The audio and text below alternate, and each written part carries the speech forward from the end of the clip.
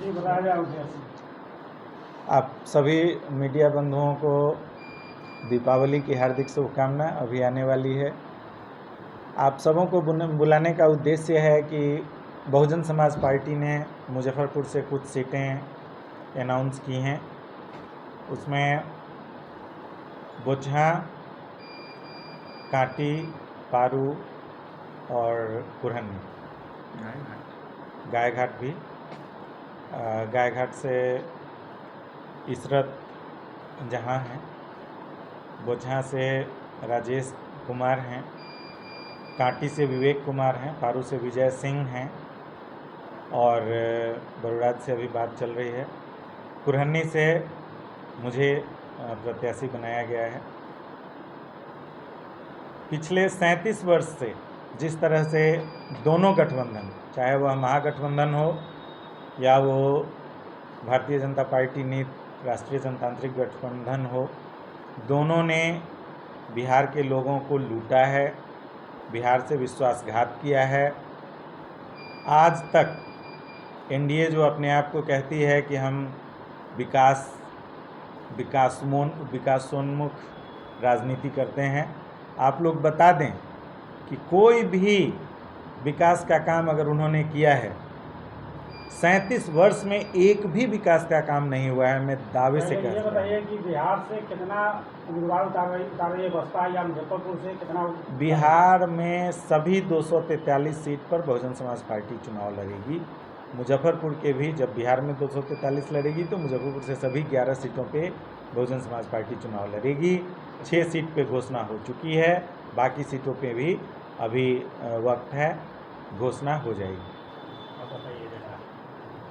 जो मैं अभी आपको बता रहा था, पिछले 17 वर्ष अगर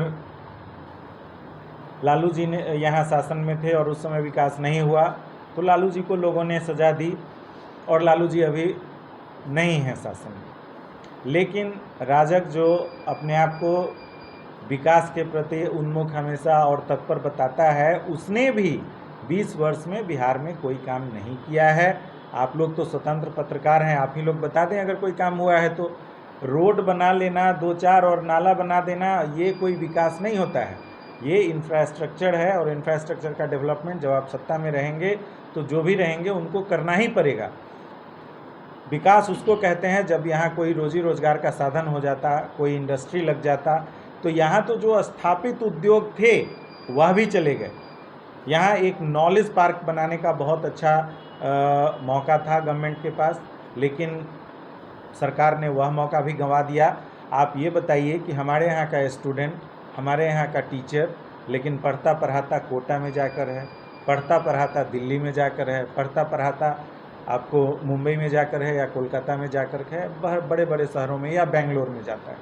उसी तरह से साइबर सिटी जो आउटसोर्सिंग का काम है, आप अगर अमेरिका के लिए काम कर रहे हैं तो साइबर सिटी बेंगलोर में बैठ के काम करें, हैदराबाद में बैठ के काम करें या पटना में बैठ के काम करें, मुजफ्फरपुर में बैठकर काम करें, एक ही बात है। लेकिन आज तक इस पर भी सरकार ने कोई ध्यान नहीं दिया। जो यहाँ इंडस्ट्री था, शुगर मिल थे, सारी चीनी मिलें बंद हो गई। यहाँ कहा गया कि हम लोग एक हवाई अड्डा देंगे, वह भी नहीं आया। अब जब चुनाव का समय आया है तो जो डपोरसंखी घोषणा हुई है, एक बार घोषणा किया बनने वाला है, फिर दोबारा घोषणा किया, यहाँ तो बन ही नहीं सकता है, रनवे छोटा है, ये वो तरह तरह का की बहानेबाजी। और फिर अब जब चुनाव आया है तो लोगों को फिर लॉलीपॉप दे रहे हैं कि बनने वाला है। तो 20 साल से यही हो रहा है, कभी कहेंगे बन जाएगा, कभी कहेंगे यहाँ बन ही नहीं सकता, फिर 2 महीने का बाद कहेंगे कि नहीं शिलान्यास होने वाला है, फिर कहेंगे टेंडर होने वाला है। यहाँ से एम्स चला गया, आप लोग देख ही रहे हैं, हवाई अड्डा यहाँ से उठ के दरभंगा चला गया।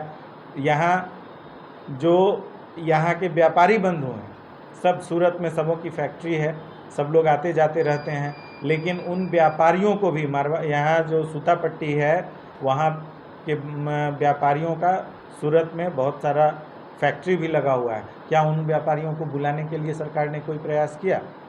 कोई प्रयास सरकार ने नहीं किया है आज तक। प्रधानमंत्री जी, विकास होता या नहीं होता, प्रधानमंत्री जी कम से कम एक बैठक तो ले सकते थे, लेकिन एक बैठक तक प्रधानमंत्री जी ने नहीं ली। जब बिहार ने 40 सांसद दिया तब भी 39 सांसद थे, लेकिन प्रधानमंत्री जी ने एक भी बैठक नहीं ली कि आखिर बिहार का विकास कैसे होगा। बसपा का क्या एजेंडा है?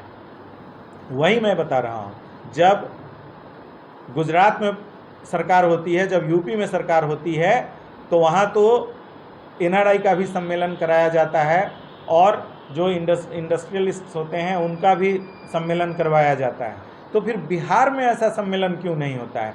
आज तक एक भी सम्मेलन बिहार में नहीं हुआ है जिसमें हम उद्योगपतियों को बुलावें और उनको विश्वास दिलावें कि आप यहाँ व्यापार करिए, जो सुविधा होगी सरकार आपको देगी।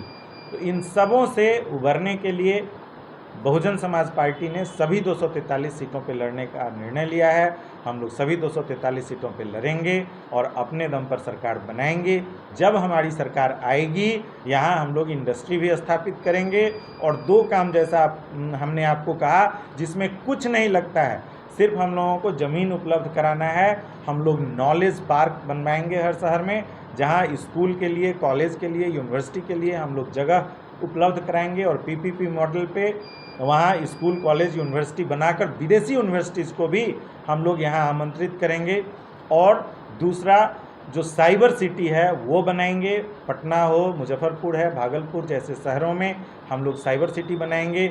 जो हमारे बच्चे, जो हमारे इंजीनियर, हमारे ही इंजीनियर बेंगलोर में और हैदराबाद में बैठकर विदेशी कंपनियों के लिए काम कर रहे हैं, वो यहाँ मुजफ्फरपुर, पटना और भागलपुर में बैठकर विदेशी कंपनियों के लिए काम करेंगे। इसलिए हम लोग साइबर सिटी बनाएंगे, यहाँ लोगों को रोज़गार देंगे, नॉलेज पार्क बनाएंगे और साथ साथ जो चीनी मिलें बंद पड़ी हैं उनको खुलवाने का प्रयास करेंगे।